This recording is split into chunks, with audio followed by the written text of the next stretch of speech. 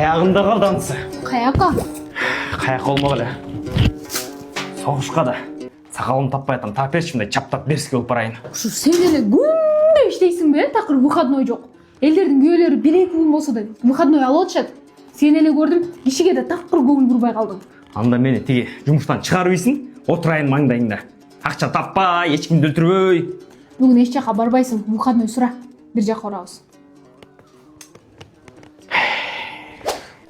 Жигиттер, ким менин ордума бүгүн согушка чыгып турат, кийин ордуңарга мен чыгып берем. Что кылычыңар жок болсо, мейдин келип алып кетсеңер болот. Айтып койгулачы, ким чыга алат? Эй, жаңы эле менин атыман бирөө кредит алды. Мошенниктер окшойт, СМС келди. Сен өзүң тыюу салган эмес белең насыя алууга? Ошентип койсо болобу? Ооба да түндүккө кирип туруп, өзүнө насыя алууга тыюу салуу деген бар. Ошону кылып коюш керек. Сенин атыңан бирөө кредит албаганга. А кийин кредит алам десең, кайра ошактан түндүктөн эле уруксат берип койсоң болот, жоюп салып. Жакшы экен, ошентип коюш керек экен. Ошентип коеюнчу. Кетикпи? Кое тур эми азыр. Хан, ассаламу алейкум. Өткөндөгү салгылашуунун акчасы түшсө, которуп койсоңуз жакшы болот эле.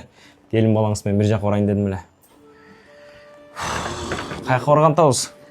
Тиякта жаңы боз үй ачылыптыр.